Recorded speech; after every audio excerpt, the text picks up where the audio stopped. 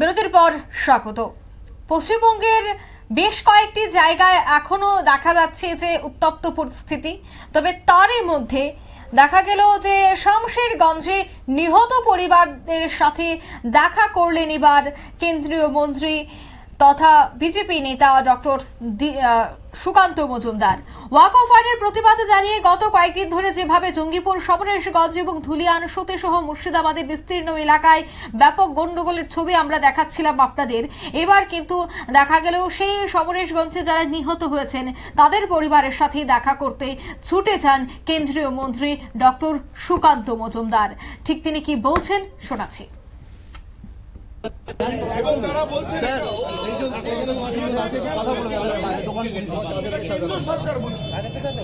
দেখুন, মানুষকে বোকা বানানো ছাড়া এদের কাজ নেই। রাজনীতিটা কারা করছে? আজকে কেন স্থানীয় মানুষরা বলছে, তাদেরকে বলা হচ্ছে যে বিএসএফ সরে গেলে তোদের দেখে নেওয়া হবে, ভাব সরে গেলে তোদের দেখে নেওয়া হবে। তো সাংসদ বিধায়করা তারা এসে এখানে কথা বলতে পারছে না, তৃণমূলের প্রতিনিধি দল এসে তারা এই ধরনের কথা বলছে। আর বিএসএফ ক্যাম্প কোথায় হবে না হবে, আর জমিটা তো রাজ্য সরকারের মালিক, তো জমি তো রাজ্য সরকার। বিএসএফ বর্ডার এলাকায় নিজের ক্যাম্প তৈরি করতে পারে, কিন্তু সেই জায়গাও রাজ্য সরকারের কাছ থেকে কেনা, বিএসএফ রাজ্য সরকারের কাছ থেকে নেয়া। গোটা প্রদেশে অর্থাৎ আমাদের এই পশ্চিমবঙ্গে জমির মালিক হচ্ছে রাজ্য সরকার। রেল হোক, বিএসএফ হোক, কেউ যদি কিছু করতে চায় রাজ্য সরকারের কাছ থেকে জমি কিনে তাকে করতে হয়। এইভাবে মানুষকে বোকা বানাবেন না। তৃণমূল কংগ্রেসের যারা এসেছিলেন প্রতিনিধি দলে, হয় তারা মূর্খ জানেন না, অথবা পরে জেনে শুনেও বোকামি করছেন বা লোককে বোকানো বানানোর চেষ্টা করছেন। যারা বড়লালপুর চলে গিয়েছিল, যারা এখান থেকে ঘর ছাড়া বড়লালপুর চলে গেছিল, তাদেরকে ফিরিয়ে নিয়ে আসা হয়েছে, কিন্তু তাদের এখনো তো ঘরের বাসস্থানের জায়গা আছে। না, আমরা তো বরাবরই সেই কথাই বলে আসছি, আপনি ফিরিয়ে আনবেন আনুন, কিন্তু তারা থাকবেটা কোথায়, বাড়িটা কোথায়, বাড়িটা তৈরি করে দিন। সবাইকে নিয়ে আসা হয়েছে, হ্যাঁ, সবাইকে জোর করে নিয়ে আসা হয়েছে, মুখ্যমন্ত্রীর আদেশে এটা হয়েছে।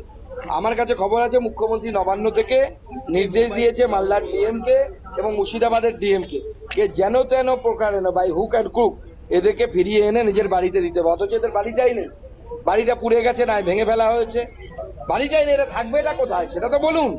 মুখ্যমন্ত্রীর কাছে আমি এই প্রশ্নটা করতে চাই যে আপনি ফিরিয়ে আনতে বলেছেন ভালো কথা, কিন্তু এনারা থাকবেন কিভাবে?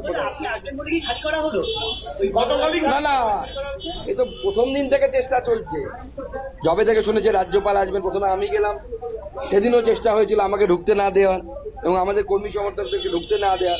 তারপরে রাজ্যপাল গেলেন, হিউম্যান রাইটস কমিশন গেলেন, তারপরে মহিলা কমিশন গেলেন। সবার সামনে পুরো ব্যাপারটা উঠে চলে আসছে, গোটা দেশের মানুষ দেখছে আর ছিচি করছে যে মমতা বন্দ্যোপাধ্যায় একজন এত বাজে প্রশাসক। সবাই ছিচি করছে, গোটা দেশব্যাপী মানুষ ছিচি করছে। এনআইএ তদন্তের আবেদন করছেন পরিবারের সদস্যরা, আপনারা কি বলবেন? না, আমরাও চাই এনআইএ তদন্ত, কিন্তু এনআইএ তো সরাসরি তদন্ত নিতে পারে না। এনআইএ তদন্তের জন্য কোর্টে যাওয়া হয়েছে, কোর্টে গেছে বেশ কিছু মানুষ, কোর্টের রায়ের জন্য আমরা অপেক্ষা করছি। ধন্যবাদ। আপনারা শুনলেন কেন্দ্রীয় মন্ত্রী সুকান্ত মজুমদারের বক্তব্য। আমি সে বিষয়ে আরো বিস্তারিত জানবো। টেলিফোন লাইনে যুক্ত হয়ে গেছে প্রতিনিধি রাজীব দত্ত। রাজীব, সমরেশগঞ্জে আজ নিহত পরিবারের সাথে তিনি কথা বলেছেন এবং তিনি বক্তব্য রাখতে গিয়ে বলছেন যে বাড়ি ফিরিয়ে আনা হচ্ছে, কিন্তু ঘর তাদেরকে তৈরি করে দেওয়া হচ্ছে না, কারণ ঘর তো পুড়িয়ে ফেলা হয়েছে, ঘর তো ভেঙে ফেলা হয়েছে, তবে তারা কিভাবে সে ঘরে থাকবেন। অন্যদিকে নিহতর পরিবারের সাথেও তিনি দেখা করেছেন এবং সমস্ত সাহায্য সহযোগিতার আশ্বাসও তিনি দিয়েছেন। কি বলবে এই পুরো ঘটনায়? যে শামশেরগঞ্জে জানো যে ঘটনা ঘটে, মুর্শিদাবাদে যে কয়েকদিন ধরে যে ঘটনা ঘটেছে, এবং সেটা অত্যন্ত একটা দুর্ভাগ্যজনক ঘটনা, যেভাবে একটি সম্প্রদায়ের মানুষ আরেকটি সম্প্রদায়ের উপর অত্যাচার করেছে, পুলিশকে মারধর করেছে, পুলিশের গাড়ি জ্বালিয়ে দেওয়া হয়েছে। এবং যেটা শামশেরগঞ্জে, যেটা ডক্টর সুকান্ত মজুমদার কেন্দ্রীয় মন্ত্রী তিনি আজকে গিয়েছিলেন, যে হরগোবিন্দ দাস এবং চন্দন দাসের কে তাদের বাবা ছেলেকে বাড়ির বাইরে এনে যেভাবে কুপিয়ে খুন করা হয়েছে, এবং সেই ঘটনা নিয়ে রীতিমতো হইচই পড়ে গেছে যে তারা তো কোনো কিছুতে মিটিং মিছিল বা কোনো রকম উত্তেজনা ছিল না, তাহলে খুন করা হলো কেন? অর্থাৎ এই প্রশ্ন যেমন উঠেছে এবং এরপর উত্তেজনা ছড়িয়ে পড়ে, অর্থাৎ বুঝতেই পারছো সেখানে কি অবস্থা হয়েছিল। এবং আজকে কিন্তু সুকান্ত মজুমদার তাদের বাড়িতে গিয়েছিলেন, এই হরগোবিন্দ দাস এবং চন্দন দাসের বাড়িতে গিয়েছিলেন এবং তাদের পরিবারের সঙ্গে কথা বলেন, তাদের মুখ থেকে শোনেন। পরিবারও চলে পালিয়ে গিয়েছিল, তারা ঝাড়খণ্ডে পালিয়ে গিয়েছিল ভয়ে। তো অনেক করে বিজেপির তরফ থেকেই কিন্তু তাদের ফিরিয়ে আনা হয়েছে, যেহেতু বিএসএফ ওখানে রয়েছে সেই কারণেই তারা আসতে রাজি হয়েছে এবং তারা এখন বাড়িতেই রয়েছে। তো বুঝতেই পারছো যে কি একটা অবস্থা তৈরি করেছে। তো তারপরে ঘটনাস্থল যেখানে ঘটনাগুলো যে শামশেরগঞ্জ, ধুলিয়ান, এই সমস্ত যেখানে অত্যাচার হয়েছে, বাড়িতে আগুন লাগানো হয়েছে, ভাঙচুর করা হয়েছে, এই সমস্ত জায়গাগুলো পরিদর্শন করেন তিনি এবং সেখানে দেখেন যে কিভাবে কি ভয়ঙ্কর ভাবে অত্যাচার করা হয়েছে মানে একটি সম্প্রদায়ের মানুষের উপর, যার ফলে কিন্তু তারা আজকে ঘর ছাড়া হয়ে গিয়েছে। তো তারা কিন্তু ঘরে ফিরতে চাইছেন না কেউ, কারণ তারা এটা সুকান্ত মজুমদারকেও তারা বলছিলেন দেখছি যে তারা ভয় পাচ্ছেন, তাদের হুমকি দেওয়া হচ্ছে যে তারা বাড়ি ফিরলে তাদের আবার দেখে নেওয়া হবে। তারা কেন্দ্রীয় বাহিনী তাই রাখার কথা দিয়েছে, এখানে রাখার কথা মানে তারা আবেদন করছেন যে সুকান্ত বাবু যেন হস্তক্ষেপ করেন, তিনি কেন্দ্রীয় মন্ত্রী, যাতে বিএসএফ এখানে থাকে।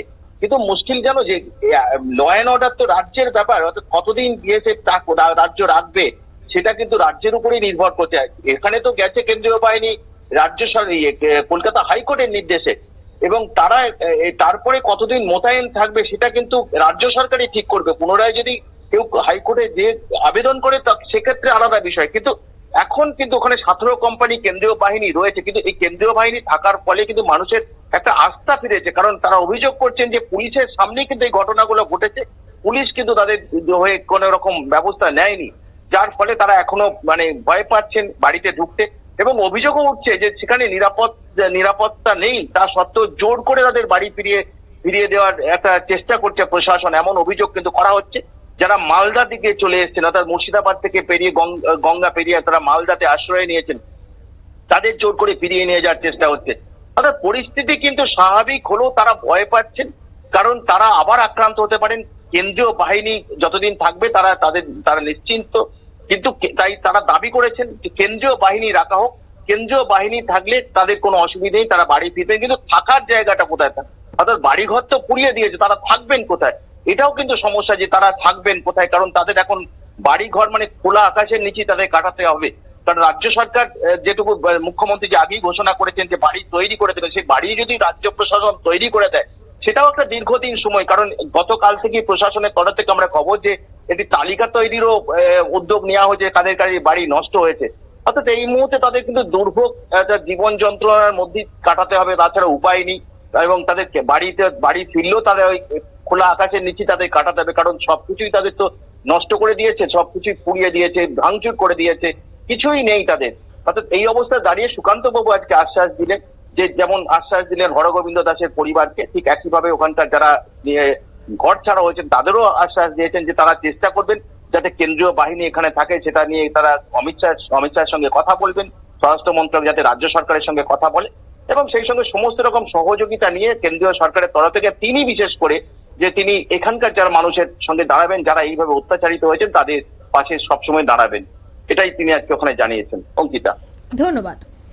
অর্থাৎ সমস্ত সাহায্য সহযোগিতার আশ্বাস দিয়েছেন কেন্দ্রীয় মন্ত্রী এবং তাদের সমস্ত রকমের সাহায্য করা হবে বলে তিনি জানিয়েছেন পরিবার পর্যন্ত। কারণ বেশ কিছু পরিবার সেখানে ক্ষতির সম্মুখীন হয়েছে, বিশেষ করে হিন্দু বাড়িগুলিতে ভাঙচুর চালানো, আগুন ধরিয়ে দেওয়া, খুন করে দেওয়া, মেরে ফেলা, এই ধরনের অভিযোগ বারবার উঠেছে। যাই হোক, এবারে নিহতের পরিবারের সাথে দেখা করেন কেন্দ্রীয় মন্ত্রী, তারপরেই কিন্তু সমস্ত সহযোগিতা করা হবে কেন্দ্র সরকারের পক্ষ থেকে, সে কথাও তিনি জানিয়েছেন। নিয়ে নিচে ছোট্ট একটি বিজ্ঞাপন বিরতির সঙ্গে থাকুন।